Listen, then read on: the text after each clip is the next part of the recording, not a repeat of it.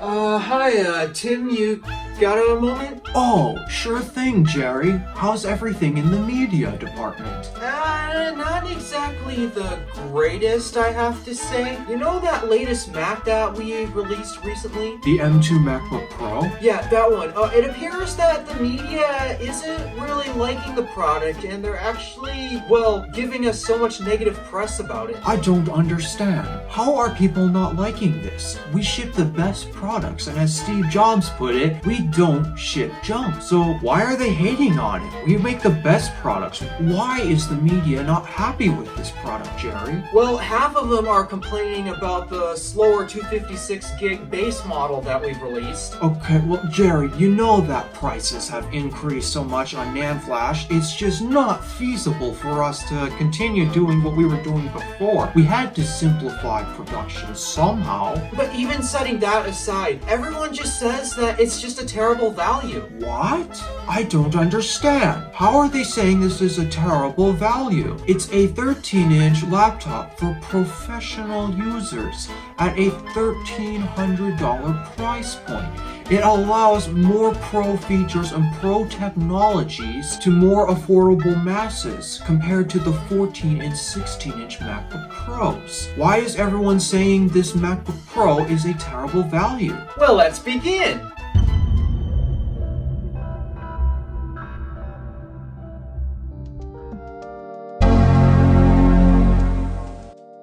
It is so funny just looking at all the titles of the reviews of this thing. And no, I don't have one, obviously. I've just got my 16-inch here because obviously when it comes to screen size, you go big or you go home. That's how it works around here. But honestly, I am not really shocked or surprised. In fact, it's kind of funny to see how pretty much the theme on everyone's video review about the 13-inch M2 MacBook Pro is all around, why does this thing exist? And you know what? I've actually been asking this question not ever since the M2 was in the MacBook Pro was announced, but ever since the M1 in the MacBook Pro was announced. Not the M1 Pro or the M1 Max. I'm talking about the regular M1 announced in the 13-inch MacBook Pro. I never understood that decision because, well, it's the same chip, and if it already performs extremely well in the MacBook Air, then what difference is a fan going to make? And yeah, okay, there's a slight difference, but honestly, wasn't really that big of a difference. And considering what the new MacBook Air has to offer, like a slightly larger display, you know, I care about that type of stuff, but not only just a slightly larger display, but just a better display overall in terms of sheer quality. Also, it's got a notch, a 1080p webcam as well. Yes, the M2 MacBook Pro still has that 720p webcam. They love hanging on to that webcam for some reason, even though they're finally switching their Macs over to 1080p, but nope, M2 MacBook Pro, still 720, and yet somehow it's supposedly more pro than the Air. And then there's the whole controversy about the whole slow 256 gigabyte base model. What's the problem with that? Well, actually, it's Apple chose to, in the previous M1 MacBook Pro, they basically had an SSD configuration, kind of like how we prefer to have RAM configured. Instead of single channel, we have memory usually configured in dual channel. If you don't have your memory configured in dual channel, okay, I gotta ask, are you an idiot or are you an idiot? Because you want good performance, you do your memory in dual channel. And turns out the same thing applies to storage. So what Apple has done, well, the actual SSD chips themselves, they're two separate NAND flash. It's two 128 gig NAND flash storage modules combined together to get you a 256 gigabyte base model M1 MacBook Pro. Except, well, due to some chip shortages and silicon and such like that, yeah, unfortunately, it's kind of hard to keep selling that base model, especially considering that so many other Macs actually sell better in the 512 gig variant. Because, let's be real, guys, 256 gigs is not enough storage in a laptop today. It's just not enough anymore. Especially if it's a MacBook Pro. This is a pro laptop we're talking about. When you're doing pro laptop things, you need to have have the storage for the large file sizes of the Pro laptop things you'll be doing. It's kind of hard to do that when you've got 256 gigs of storage. That's not enough, Apple. We need more. That's why I paid for the terabyte model on my 16-inch. The M1 MacBook Pro, it has the 2 NAND configuration. The M2 has the single NAND configuration. So that means we've basically switched from dual channel back to single channel. And if you wonder why I'm saying if you're running single channel memory, I'm saying you're being an idiot, it's because, yeah, you pretty much are. You're going to get much better performance if you're running dual channel configuration.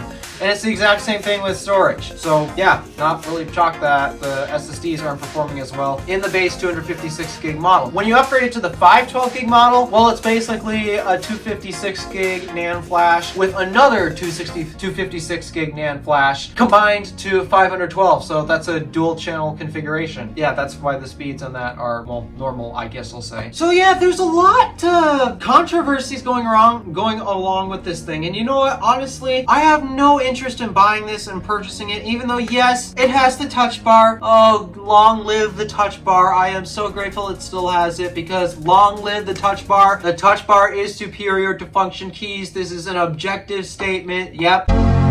So, okay, the M2 MacBook Pro has that going for it. But honestly, if you compare it to every other laptop Apple offers today, here comes the problem as of why that MacBook Pro doesn't make sense. First of all, the M2 MacBook Air. I know it's not out yet, but it's, well, coming out very soon. And let's be real here, the M2 MacBook Air is a way better value than the M2 MacBook Pro. Here are the reasons why. First of all, M2 MacBook Air has a better display. Not only is it 0.3 inches larger, which is something I care about, but in general, the entire panel is actually a higher quality. Again, the M2 MacBook Air also has a 1080p webcam. Somehow the M2 MacBook Pro doesn't. I'm not too sure how the speakers are going to sound on the M2 MacBook Air, but I'm probably going to assume they might actually sound a little better because they've been updated compared to the M2 MacBook Pro's not updated speakers. Then again, who am I to say on that? I don't have the laptops in person, so I wouldn't be able to tell you that. But oh, here comes some interesting things that you might not expect. First of all, the M2 MacBook Air actually has arguably a better port selection than the M2 MacBook Pro. I still prefer to do Type-C charging over everything, but luckily you can still charge the MacBook Air via Type-C if you want to. But MagSafe, as I've actually now discovered after owning my 16-inch, I wasn't originally excited about. I'm still not particularly excited about MagSafe's return, but there is one benefit that, okay, I'll give it credit where credit is due. MagSafe brings the opportunity to not occupy one of those very capable ports just to charge the laptop. Not like you really need to anyways, considering how long the battery lasts on that thing, but still, MagSafe opens up an extra Thunderbolt port to do whatever the heck you want to do with it other than charging, even though charging was one of the reasons to go USB-C everything, to be honest, but okay, well, yeah, there's that. But not only does MagSafe open up that second Thunderbolt port that, well, you've basically been occupying every single time you charge the laptop, and once again, why do you need to charge the MacBook Air? The battery life is so stupid good. But also, here comes a weird thing that I was not expecting with the M2 MacBook Air. The headphone jack on that is a high impedance headphone jack. Yeah, the same high impedance headphone jack on my 16-inch Pro. I'm confused about that, if I'm being honest. Oh yeah, and does the M2 MacBook Pro have it? No. So with those very noteworthy features that the M2 MacBook Air has compared to the M2 MacBook Pro, what does the M2 MacBook Pro really have over the M2 MacBook Air?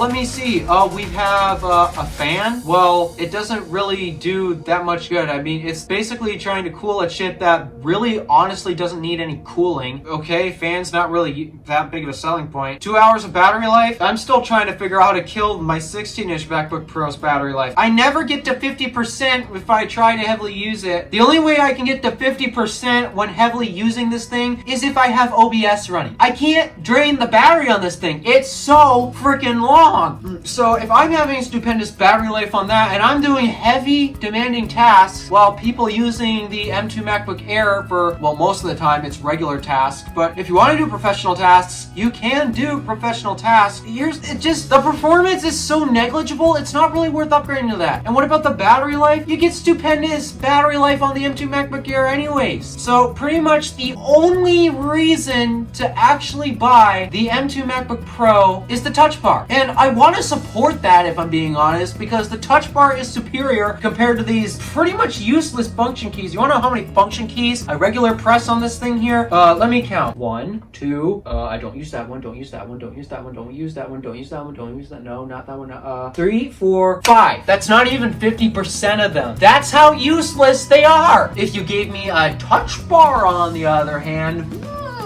yeah, we could have a lot more use out of that. In fact, we could have so much use in video editing, I wouldn't even have to carry this thing with me everywhere I go. Yeah, when all of these reviewers are so confused, honestly, I'm just not surprised. I mean, when the M1 MacBook Pro got launched, yeah, I was already confused with it, especially after people benchmarked them. I didn't get it. I didn't understand why you would go for the M1 MacBook Pro unless, again, like with the M2 MacBook Pro, you're a diehard Touch Bar fan like I am. Once again, I don't think this laptop should exist. Even though, yes, it has the touch bar, this machine does not make sense in the lineup, and people are trying to theorize. What is Apple's reasoning for actually keeping this in the lineup? Here's the reason why. It's because stats last year and the year before were saying, oh, this thing was so popular. This was our second most popular laptop. Well, I think the reason for that was actually because everyone wanted to get on the M1 bandwagon, and the other actual pro performance laptops that they were selling, they were still on Intel at the time. Yeah, I'm not too shocked that the M1 MacBook Pro actually became their second best seller within that time span. But here's the thing, it's just not relevant anymore. So they are clearly going off of that, but I am at least trying to do my best to educate the market that the M2 or the M1 MacBook Pros, they aren't worth it, especially considering what you're looking for. If you're looking for an actual MacBook Pro, like you're looking for a pro laptop to do pro things, honestly, I'd rather just steer you to the 14 and 16-inch MacBook Pros, as they have much more performance for the money compared to the MacBook Air, because yeah, the M2 MacBook Pro and Air, they basically got the same performance. Sure, they got a little higher, but not